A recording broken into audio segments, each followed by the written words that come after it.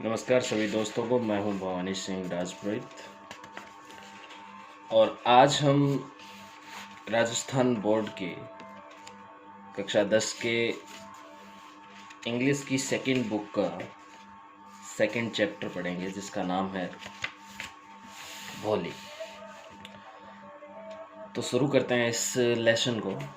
और सबसे पहले हम इस लेसन के बारे में जो बुक में बताया गया है उसको ध्यान से पढ़ते हैं। सभी विद्यार्थी ध्यान से देखेंगे।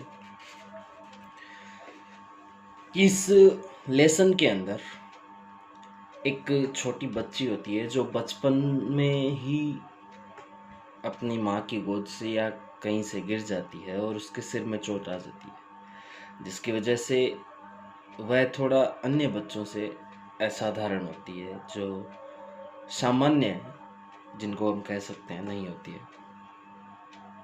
और इसी वजह से उसको भोली नाम से सभी गांव वालों के द्वारा और उस बच्ची के परिवार के सदस्यों के द्वारा, रिश्तेदारों के द्वारा, दोस्तों के द्वारा बुलाया जाता था।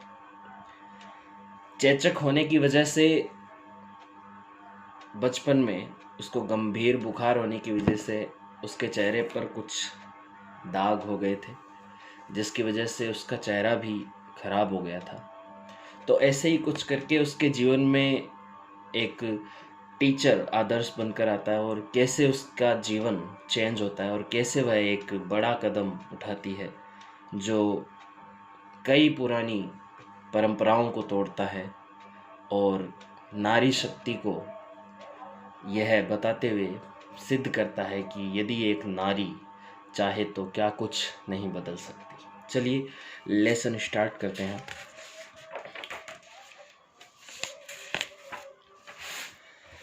Her name was Sulekha, but since her childhood, everyone had calling her Bholi, the simpleton.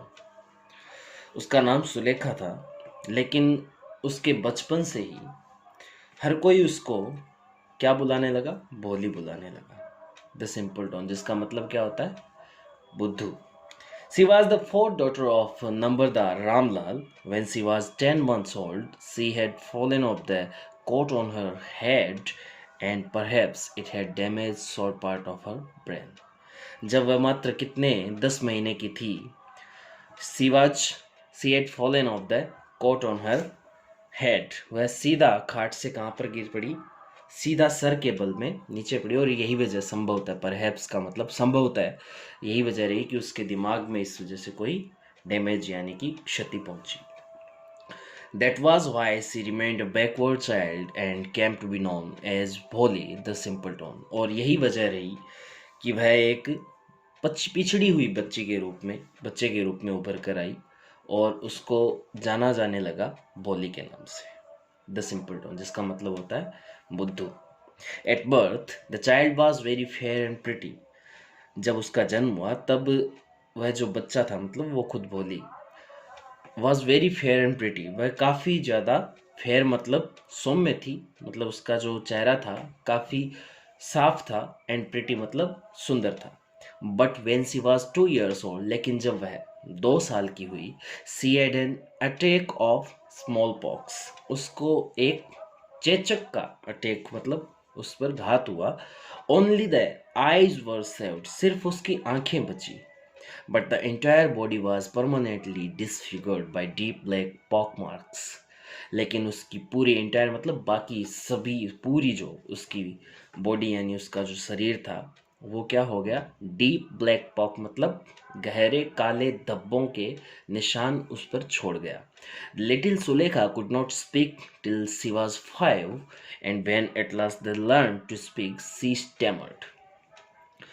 छोटी सुलेखा यानी कि जो भोली यहाँ पर नाम दिया गया उसको, सुलेखा जब छोटी थी तब से वह 5 साल तक बोलना उसने नहीं सीखा, और जब अंत में उसने बोलना शुरू किया तब वह बोलने के साथ साथ स्टेमर्ड यानी हकलाती थी।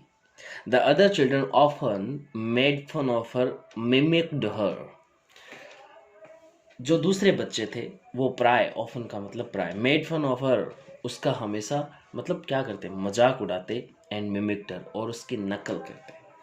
As a result she talked very little, और इसका परिणाम यह रहा कि वह बहुत कम बोलने लगे। बच्ची जो थी, जब उसका बार बार मजाक हुआ तो मानसिक रूप से प्रताड़ित हो रही थी, उसकी वजह से उसने बोलना कम कर दिया। Ramlal had 7 children. रामलाल के 7 बच्चे थे। 3 सन्स एंड 4 डॉटर्स। रामलाल कौन है? नंबरदार रामलाल, जो सुलेखा का पिता है। Ramlal had 7 children, 3 sons and 4 daughters, and the youngest of them was Bholi. Ramlal के 7 बेटे थे, मतलब 7 बच्चे थे, सॉरी। 3 सन्स, 3 बेटे, और 4 डॉटर्स, और 4 पुत्रियां। The youngest of them was Bholi. Youngest यानी सबसे छोटा, जवान। सबसे छोटी जो थी वो कौन थी? भोली थी। It was a prosperous farmer's household and there was plenty of to eat and drink. यह जो it was a prosperous farmer's household, यह जो परिवार था, यह एक प्रॉस्पेरियस यानी समृद्ध किसान का परिवार था। And there was plenty to eat, वहाँ पर बहुत कुछ था खाने के लिए। एंड ड्रिंक यानी कि पीने के लिए। All the children except Bholi were healthy and strong. All the children यानी कि सभी बच्चे,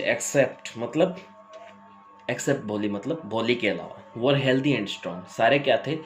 हेल्दी मतलब स्वस्थ, एंड स्ट्रॉन्ग मतलब वो मजबूत थे, मतलब शरीर से भी हट्टे कट्टे थे। The sons had been sent to the city to study in school and later in colleges. जो लड़के थे यानी बेटों को, हैड बीन सेंट, उनको भेजा गया शहर में, किसके लिए? टू स्टडी, पढ़ने के लिए, इन स्कूल्स यानी कि विद्यालय में, एंड लेटर उसके बाद कॉलेज यानी कि विश्वविद्यालय में। Of the daughters, Radha the eldest, और बेटियों में से राधा जो सबसे बड़ी थी, हैड ऑलरेडी बीन मैरिड, उसकी पहले ही शादी कर दी गई थी। The second daughter Mangala's marriage had also been settled, and when that was done Ramlal would think of the third Champa. और जो दूसरी बच्ची है मंगलाज मैरिज, वो जो है सेटल मतलब उसकी मंगनी कर दी गई है। And when that was done, और जब उसकी शादी हो जाएगी, Ramlal would think of the third Champa, और रामलाल तीसरी के बारे में सोचेगा, मतलब उसकी शादी के बारे में सोचेगा। और तीसरी बच्ची का क्या नाम है? चंपा। यानी कि पहली बच्ची का नाम है मंगला, दूसरी बच्ची का नाम है पहली बच्ची का नाम है राधा, दूसरी बच्ची का नाम है मंगला, तीसरी बच्ची का नाम है चंपा, और जो सबसे छोटी है उसका नाम है सुलेखा। यानी कि हमारा जो कैरेक्टर है भोली, उसका नाम यहाँ पे चौथी बच्ची के रूप में है। दे वर गुड लुकिंग। ये सभी क्या थे? जो बच्चे थे गुड लुकिंग मतलब दिखने में सुंदर थे। Healthy girls, and it was not difficult to find bridegrooms for them. ये जो बच्चियां थी ये काफ़ी गुड लुकिंग और हेल्दी गर्ल्स मतलब सुंदर, और ये स्वस्थ थी। And it was not difficult, यह कोई मुश्किल काम नहीं था। टू फाइंड ब्राइड ग्रूम, अब ब्राइड ग्रूम्स का मतलब होता है दूल्हा। उनके लिए कोई दूल्हा ढूंढने में कोई भी परेशानी नहीं थी फॉर देम, उनके लिए। But Ramlal was worried about भोली, लेकिन रामलाल जो था वो भोली के लिए चिंतित था। She had neither good looks nor intelligence, उसके पास ना तो वह अच्छी दिखती थी और ना ही उसके पास कोई अकल थी। Bholi was 7 years old when Mangala was married. Mangala की जब शादी हुई भोली 7 साल की थी। The same year a primary school for girls was open in their village, और उसी साल गांव के अंदर एक प्राइमरी मतलब प्राथमिक विद्यालय खुला, जो सिर्फ किन के लिए था? फॉर गर्ल्स यानी कि लड़कियों के लिए था। The tehsildar sahib came to perform its opening ceremony, और जो तहसीलदार साहब थे वो इसकी ओपनिंग सेरेमनी मतलब इसके शुभारंभ उद्घाटन के उत्सव पर अवसर पर कौन आए? तहसीलदार साहब आए।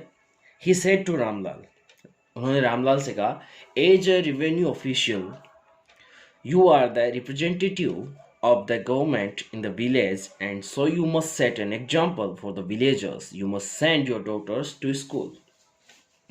तो तहसीलदार साहब ने ऑर्डर किया कि देखो भाई Ramlal, as a revenue officer, राजस्व ऑफिशियल यानी अधिकारी के रूप में, यू आर द रिप्रेजेंटेटिव, तुम जो हो प्रतिनिधि यहाँ के हो, किसके? इस गवर्नमेंट मतलब सरकार की तरफ से, इन द विलेज गांव के अंदर सरकार की तरफ से तुम जो हो प्रतिनिधित्व, यहाँ पे प्रतिनिधित्व करते हो, तो प्रतिनिधि हो राजस्व अधिकारी के रूप में। So you must set an example, तो तुम्हें यहाँ पर एक उदाहरण पेश करना होगा फॉर द विलेजर्स, गांव वालों के लिए। You must send your daughters to school, तुम्हें अपनी लड़कियों को स्कूल भेजना होगा। अब आपको पता है कि पहले ज़माने में लड़कियों को स्कूल नहीं भेजा जाता था। तो चलिए, यहाँ तक हमने आज पढ़ा, और क्योंकि वीडियो काफ़ी लंबा हो रहा है तो अगला पार्ट हम अगले नेक्स्ट वीडियो सेशन के अंदर लेकर आऊँगा मैं आपके लिए। तब तक के लिए thank you so much. KPC the 5 elements को देखने के लिए आपके लिए मैं धन्यवाद करता हूँ। केपीसी द 5 एलिमेंट्स देखने के लिए मैं आपका धन्यवाद करता हूँ। जय हिंद, जय भारत।